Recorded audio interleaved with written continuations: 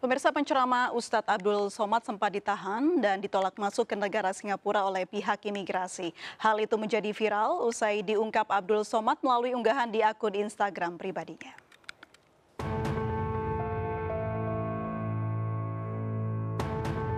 Rencana Ustadz Abdul Somad atau UAS berlibur bersama keluarga ke Singapura kandas setelah ditolak masuk ke negeri Singa itu oleh pihak imigrasi.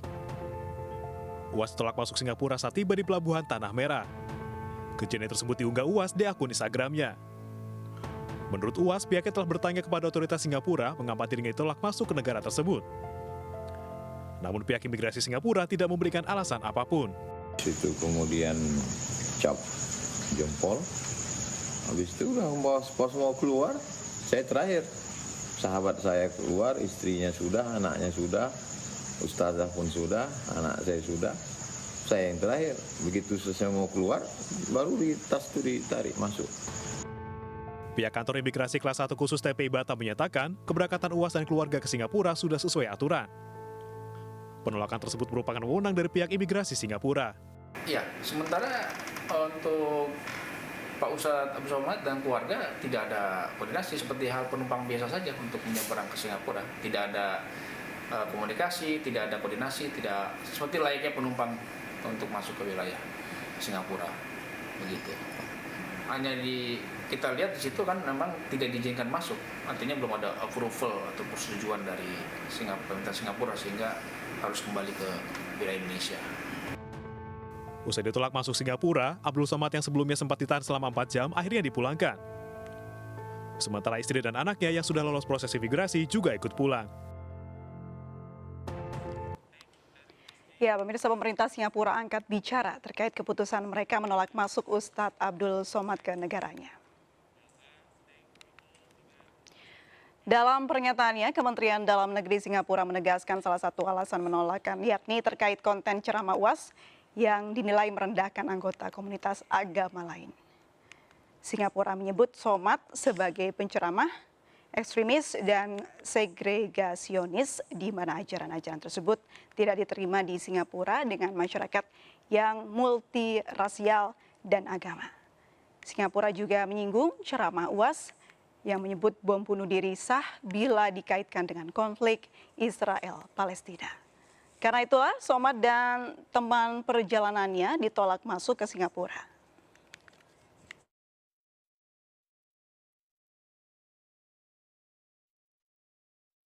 Dan pemirsa, untuk membahas mengenai Ustadz Abdul Somad yang dideportasi dari Singapura, sudah bergabung bersama kami Pak Yon Mahmudi, Ketua Program Pasca Sarjana Kajian Timur Tengah dan Islam sekaligus pengamat hubungan internasional Universitas Indonesia. Selamat sore Pak Yon, Assalamualaikum. Selamat sore, Waalaikumsalam warahmatullahi wabarakatuh. Oke Pak Yon, bagaimana Anda menyoroti kasus deportasi UAS dari Singapura ini? Ya, saya kira begini ya, bahwa ada semacam kebijakan spesifik yang dimiliki oleh Singapura dalam merespon ataupun memperbolehkan tidaknya public figure yang berkaitan dengan tokoh-tokoh agama. Nah, ini tentu agak berbeda dengan yang ada di Indonesia, di mana bahwa konsiderasi Singapura yang menurut mereka adalah multi etnis, multi agama, dan mencoba untuk membangun atau menjaga harmoni mereka di masyarakat, maka mereka sangat selektif ya untuk menjaga dan memproteksi semacam keberagaman atau diversity yang ada di mereka.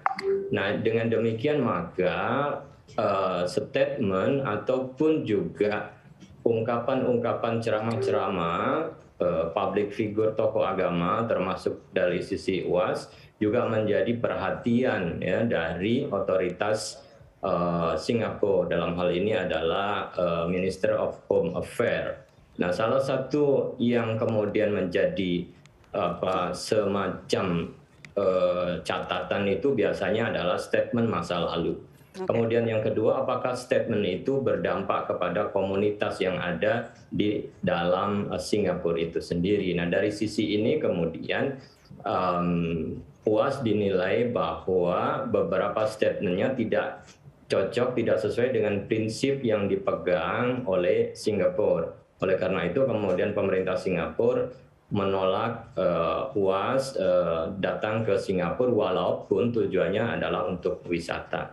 Nah, perbedaan pandangan yang bisa kemungkinan memecah masyarakat, menimbulkan polemik dan pro kontra inilah yang kemudian menjadi concern saya kira Singapura yang memang agak berbeda ya aturannya dengan di Indonesia.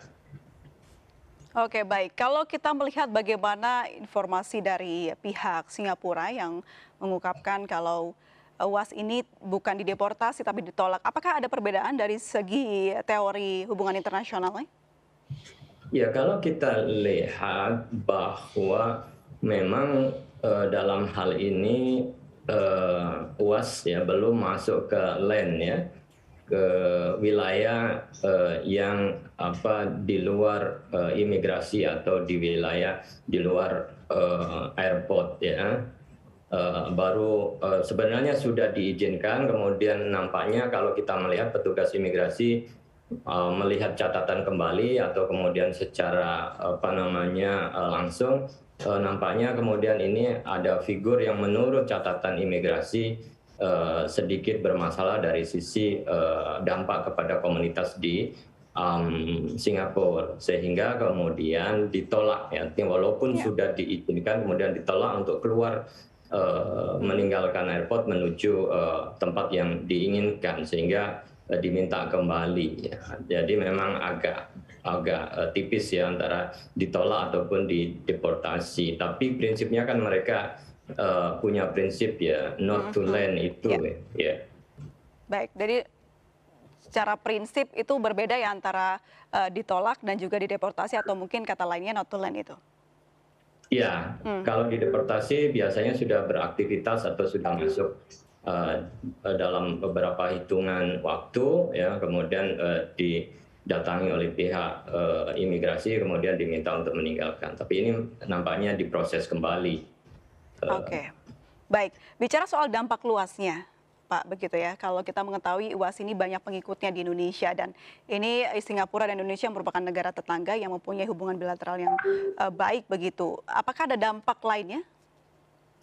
Ya, memang ada prinsip-prinsip yang berbeda ya berkaitan dengan kebebasan beragama dan ekspresi. Kalau di Indonesia pandangan sikap beragama itu ditoleransi, diperbolehkan. Tetapi kalau untuk Singapura, karena mereka untuk menjaga komunitas yang multikultur, maka sangat sensitif terhadap pandangan-pandangan yang berbeda, yang berpotensi untuk memecah komunitas ya, baik itu agama ya maupun etnis, karena kita ketahui di Singapura itu multi etnis, ada Buddhis, ada Buddha, ada Kristiani, ada Muslim, dan juga ada penganut kepercayaan atau agama-agama yang lain. Nah, ini saya kira yang kemudian perlu untuk dilihat ya. Memang kemudian menimbulkan ketidaknyamanan ya bagi Ustadz Abdul Somad, dan juga tentu ketidaksukaan ya bagi pengikut beliau, dan tapi kan memang perlu juga kita pahami bahwa ini menjadi kebijakan Singapura. Paling tidak memang akan menimbulkan sedikit persoalan politik ya, tapi nampaknya sih bisa diantisipasi, karena juga tidak hanya figur UAS yang ditolak, karena ada juga ustadz-ustadz atau juga misionaris, pendeta juga yang ditolak karena prinsip semacam ini. Baik, dalam beberapa waktu kemarin begitu tidak hanya UAS begitu tokoh yang ditolak di luar negeri, ada pun Rizik Syihab yang beberapa saat yang lalu diinformasikan tidak boleh berada di Arab Saudi. Apakah bisa disamakan kasus ini dengan UAS? Ya, sebenarnya agak berbeda ya prinsipnya. Ya, Habib Rizik kan juga beliau sudah lama di Saudi ya. Sementara ini UAS belum masuk, walaupun beliau punya rekod ya, pernah berkunjung ke wilayah Singapura. Tetapi kemudian negara Singapura juga sering juga merevisi kebijakannya setiap saat ya. Nah, saya katakan juga dulu juga ada tokoh pendeta dari Amerika ya, Law Angel, atau dari Australia, Colin Ranger yang Springer yang itu ditolak karena pandangan-pandangannya yang anti atau menyinggung umat Islam dan itu berpengaruh ke komunitas di Singapura. Maka itu juga tidak diizinkan. Nah, ini saya kira ya menjadi suatu prinsip yang dipegang oleh Singapura ya pada aspek ini. Baik, bicara soal bagaimana hukum internasionalnya ketika seseorang dikenakan not to land begitu. Seperti apa batas atau mungkin masa berlaku dari kebijakan ini atau mungkin ada hal-hal secara hukum yang bisa digunakan atau dilalui untuk bisa membuka kembali jalan untuk bisa ke negara tersebut? Ya, ini memang sangat tergantung ya, subjektif ya. Kadang memang akan diakses oleh petugas imigrasi.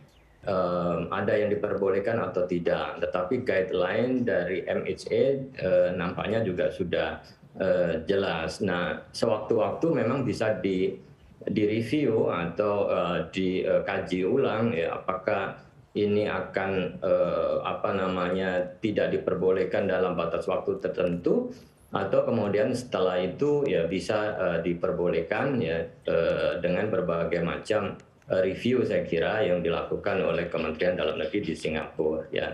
Dan memang ya sewaktu-waktu juga bisa berubah dan juga bisa tidak juga selamanya ya untuk dilakukan pemberlakuan larangan masuk ke suatu wilayah atau negara.